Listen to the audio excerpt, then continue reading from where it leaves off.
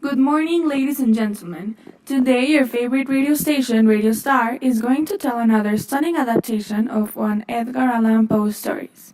Now is the turn of The Fall of the House of Usher, but now named The Fall of the Aldridge Island. It was created specially for you guys, cause I know you love suspense. We hope you enjoy it, and remember Radio Star is always thinking about you.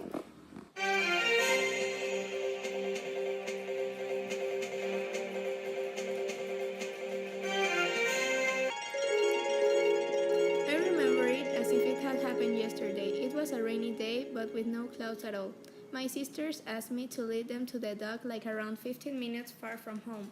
When we finally arrived, I caught a feeling of strangeness and insecurity. While looking at my sisters leaving, I felt that something wasn't. The loneliness of the tide accompanied with the thrilling remoteness of the empty horizon made me feel the emptiness my sisters felt, was being filled with a sense of danger and the company of insecurity. And this was the last time I saw my sister in a state of full well-being. A month passed and there were no news regarding to my sisters.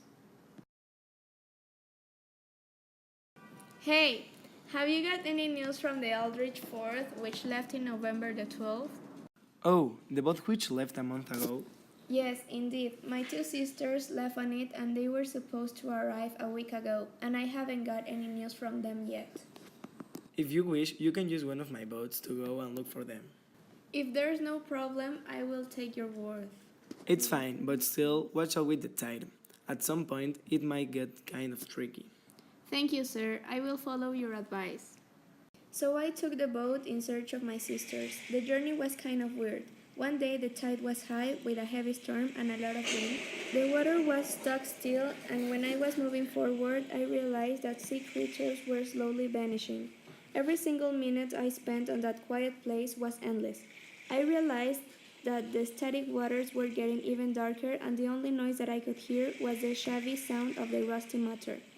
I could barely see my hands in the middle of that thick gray fog, when a slight creak cut off the unfailing twang of this rusty matter. This frightened me, making me feel completely lonesome. I was afraid being alone in that terrifying place desperate me. So I decided to throw the only lifeboat I had, which was kept at the back part of the boat, and immediately jumped in it.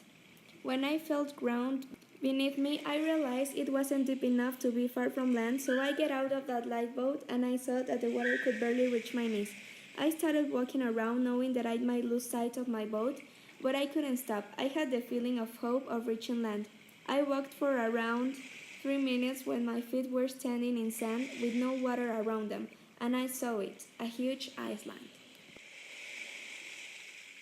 It was getting late. The tide, I went on search of a safe refugee, but the sounds didn't make me feel secure. Burke, Burke, Burke! Hope that was a dream, but it wasn't. A shadow was coming towards me in the dark. Burke! Take a look. We are in a deserted island. Right! Where's Jane? Follow me. I will lead you.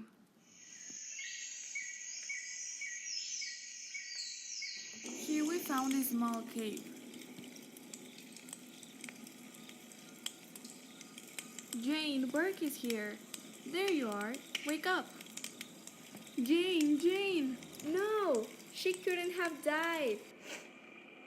Burke, are you there? Jane wasn't in that position. Oh my god, Jane, are you okay? Burke, something is wrong. She's not breathing. God, look at her corpse. She might have had an infection or something about this crazy island. We shall entomb her.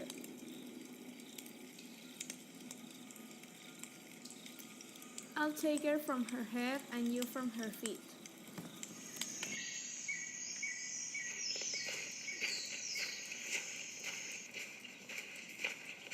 Let's place her on that little cage we have just made for her in that hole. We need to find a way to get out of here. Tomorrow, as soon as the sun comes up, we will make a plan. That's fine. I couldn't say goodbye to her. She's in a better place now. But now, let's think on our plan of getting out of here. I don't want to spend another night in here, not even an hour, because all the time I was here and you weren't, I have got a strange feeling invading my soul. It is loneliness or maybe fear, but I just wanted to survive. I'm afraid of death and I don't want to turn into something else. Now you're not alone anymore. I promise we will get out of here tomorrow evening and I will take care of you no matter what. Because I already have lost Jane and I don't want to lose you too. Today we will make a small wooden boat and we will leave with the supplies we found. Thanks. Let's start right now, so let's gather all the wood we found. Here it is. I will tie this and you go to get some big leaves from the wind and I'll try to get some food for the way home. I think we're done. Ready to leave tomorrow evening? Yes, but we go to rest tonight because we don't know what's coming for us tomorrow. Right. I hope everything goes according to the plan.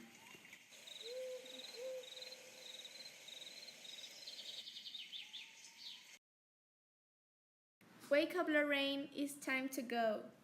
Okay, let's do it. Hurry up. We don't have much time. Let's go to our boat.